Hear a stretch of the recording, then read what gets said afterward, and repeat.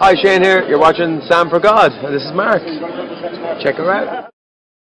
Hi everyone, how's life, and welcome to another one of my videos. Recently there was a lot of good news coming out from all the Disney parks around the world, to be honest. I mean, Disneyland Paris is reopening next month hopefully, and Walt Disney World in Florida also recently announced a really good offer for international travelers to visit the parks over in Orlando in the next few years for its 50th anniversary. Not gonna lie, I've looked into the offer myself a little bit, and there's a possibility that I might be going back to Walt Disney World sooner than I thought, but that's what I'm gonna say because it's not gonna be this year anyway. What I want to do in this video though is I thought it might be fun to try and figure out what I would do if I only had one day in Walt Disney World. Walt Disney World, as we all know, is a very, very big place. It's got 6 different parks, 2 water parks, 4 actual theme parks, and loads of hotels and restaurants, and just a lot of stuff to do. I mean, it's bigger than Manhattan in New York, so it's a huge place, and there is absolutely no way that anyone can do everything that they want to within just one day. But I'm lucky to have gone to Walt Disney World enough times now to know exactly what kind of activities or which attractions I prefer. And so yeah, I thought I'd challenge myself to see if I can plan out my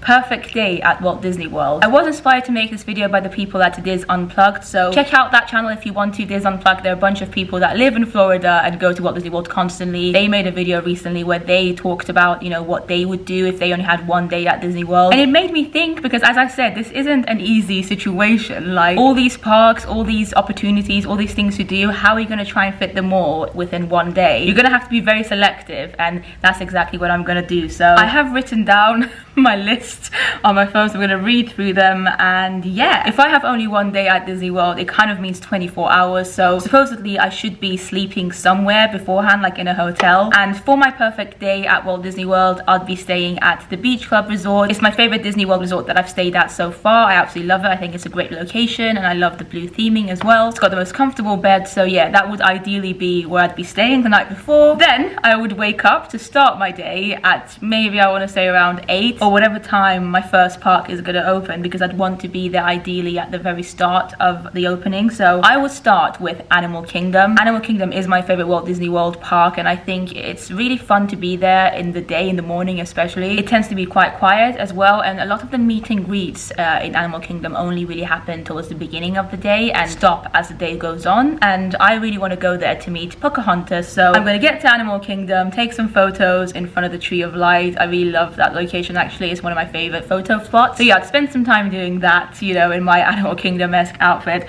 Then I would go to Starbucks. Their Starbucks in Animal Kingdom is actually called Creature Comforts, and it's not too far from, you know, the main area with the tree. So I'd just pop into Starbucks, get myself a small breakfast, probably just like a latte or something, or maybe I'll treat myself and go for a frappuccino. Okay, I'm in Walt Disney World. In fact, I'm gonna go for that frappuccino because it's okay to have some sugar and stuff when you're on holiday. After I've had my coffee, I am gonna head over to Dinosaur, because that's actually one of my favorite rides in the whole of Walt Disney World. I think it's quite underrated, and it's really, really fun and scary. So I'd want to kind of get that done towards the beginning of the day whilst I'm still, you know, energized and feeling good. I'd do that. I'd probably scream a lot, and then afterwards, just to kind of ease things down a little bit, I'd try and go meet Pocahontas, because she normally does meet and greets in Animal Kingdom. Obviously, I'm talking about pre-COVID era, so things might be different now. I understand this, but I'm talking about, you know, what the parks used to be like before all this. So to go and meet Pocahontas, you know, just say hi to her, let her know how much I appreciate her and value her thoughts. Then I would make my way towards Pandora Land and spend a bit of time there, just kind of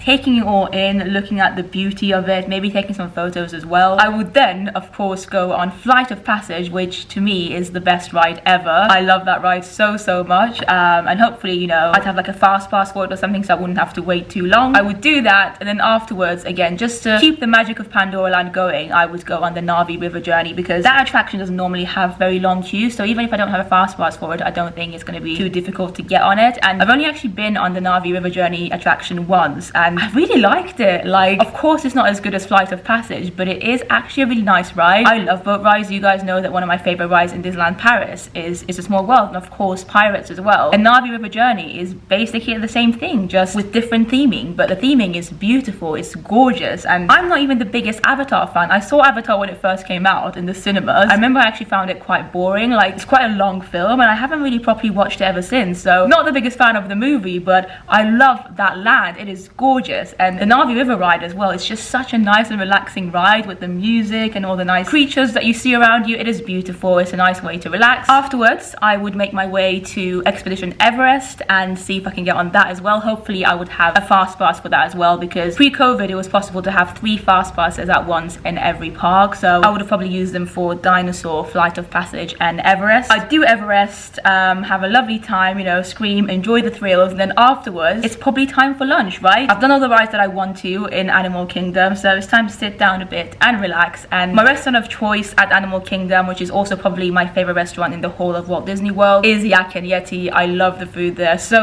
much. It's definitely the restaurant that I've visited the most as well in Walt Disney World. It's just so good.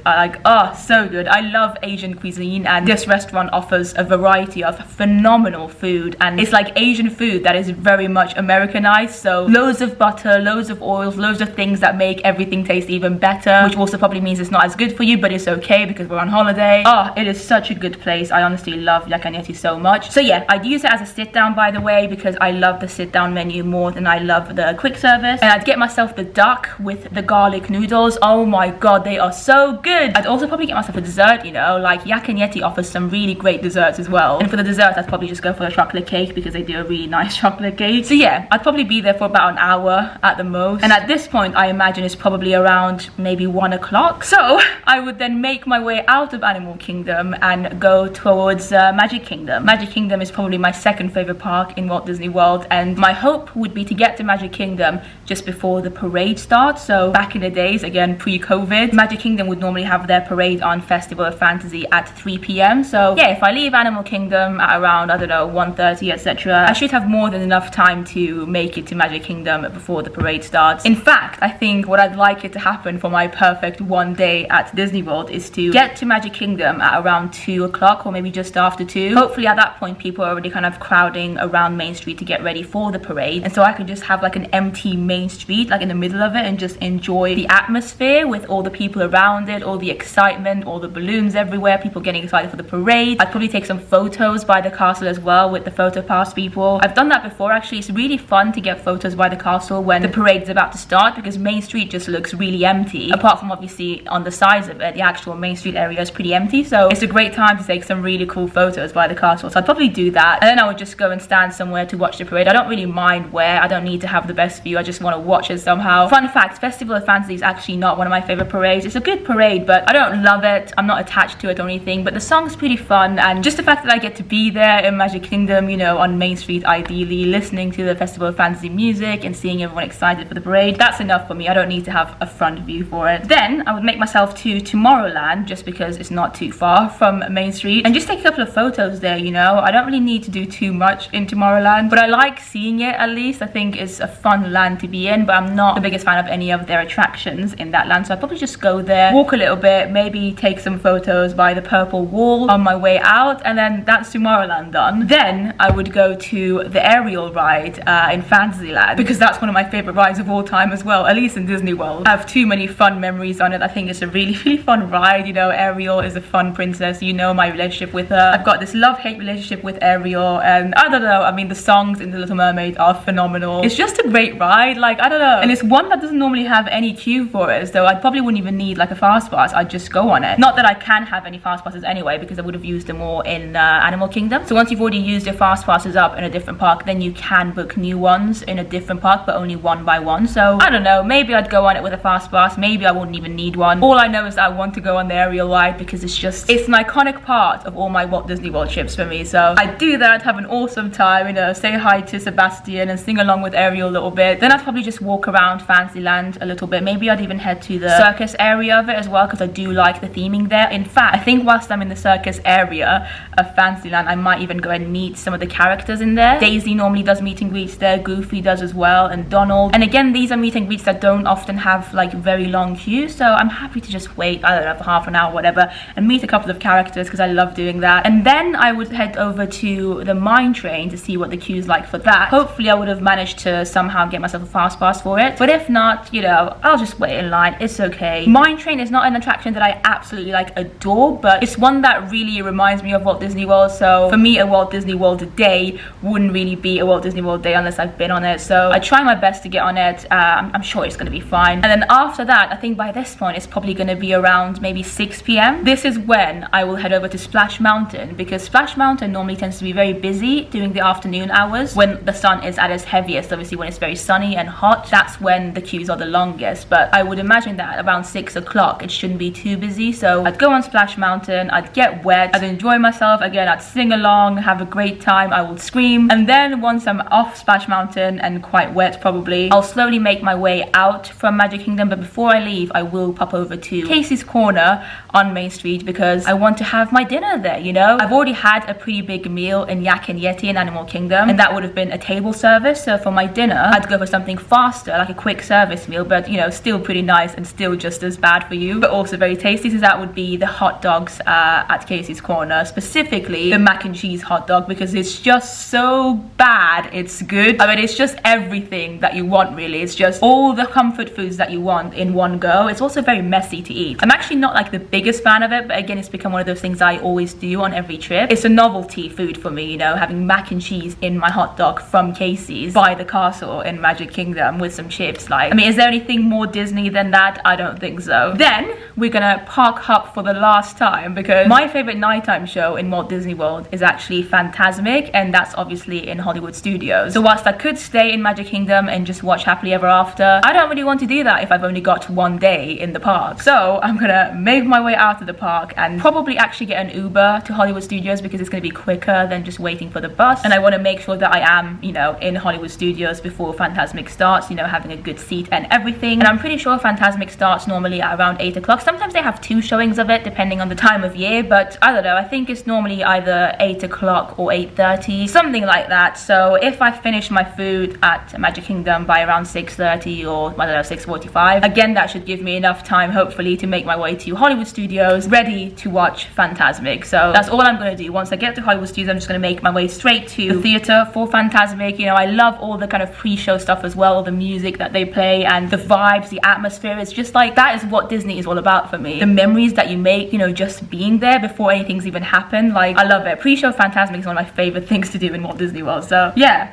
I would spend my evening there basically, you know, watching Fantasmic. Maybe I'll get myself another latte or something as well whilst I'm waiting, maybe some popcorn, I don't know. And then once Fantasmic finishes, because I haven't actually done any shopping yet, and whilst shopping isn't like the biggest thing for me when I go to Disney parks, it's definitely something fun to do. Like, Disney World especially has a lot of things that, you know, aren't available in Disneyland Paris, for instance. So I'd want to have a look at some of the shops at least, and I actually think Hollywood Studios has some great shops. I normally tend to buy quite a lot of things from those shops for some reason. So yeah, as I'm leaving the park after Fantasmic has ended, I would just head into the shops, you know, have a look at some things. I'd probably buy a couple of things, let's be real, and then I would leave the park, and that would be how I would end the day. And of course, because in this ideal world I'm staying at the beach club, Hollywood Studios is not too far from the beach club, so I could just walk back to my hotel room, which is something that I love. Like, I don't understand people who have all these different like favorite methods of transport in Walt Disney World. I mean, the Skyliner is great, but at the end of the day, it's just like a Skyliner. Same with like the boat or the monorail. It's literally just a thing to take you from, you know, place A to place B. So I don't particularly understand why people put so much emphasis on them, like, oh my god, you know, this is the best way or that's the best way. No, for me, the best way to get anywhere is just using my own legs. I love walking. I think it's the fastest way as well. You don't have to rely on anything or anyone. You don't have to worry about queues. Like, the Skyliner sometimes gets like insane queues. Same with the buses and stuff. Like, no, I'm not about that life. I don't want to wait for like a bus to arrive or my time to finally be able to go on a Skyliner. No. I want to be able to just leave whenever I want, and I love that I can do that if I'm staying at the beach club, because the beach club isn't too far from Hollywood Studios. I've actually done the walk from Hollywood Studios back to the beach club a couple of times. I did it when I was in Disney World last year in February. You can check out my vlogs for that if you want to, but it's a lovely walk. It takes about half an hour, I want to say, and yeah, it's really nice. It also means that by the time you're back in your hotel room, you're probably really tired, and you can just sit back and relax and just enjoy a lovely end to your day instead of having to stress about how to get back and like all the people and oh my god, the bus is late and wow, it's so crowded. You just don't have to do that. I love it. Walking is genuinely my personal favorite way of transport. And yeah, that is it. That is my perfect one day in Disney World. I think it's doable. You know, I don't normally like park hopping in Walt Disney World because the parks are so far away from each other and it takes so long to go from one place to the other. But normally when I go to Walt Disney World, obviously when I'm there, I normally have at least 1 week, so I don't have to park hop because I've got more than one day. But if I've only been given one day in Walt Disney World, I think that's how I would want to spend spend it, because I definitely want to go to Animal Kingdom because it's got some of my favorite rides. I'd have to go to Magic Kingdom because obviously it's like the main park at the end of the day. I can't not see the castle, you know. And then Hollywood Studios has Fantasmic, so yeah, gotta do all 3 of them. Epcot's the only one that I'm not bothered about at all. I could do without it completely. But yeah, there you go. That is my ideal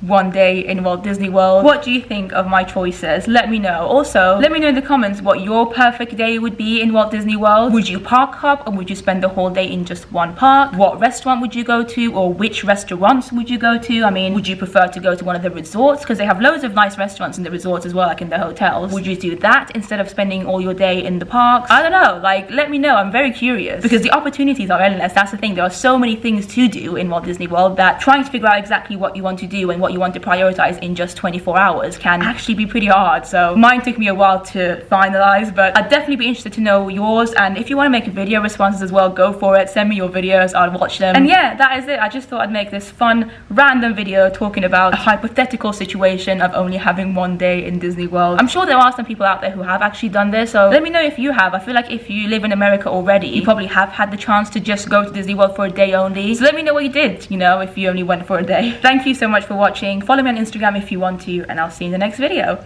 Bye!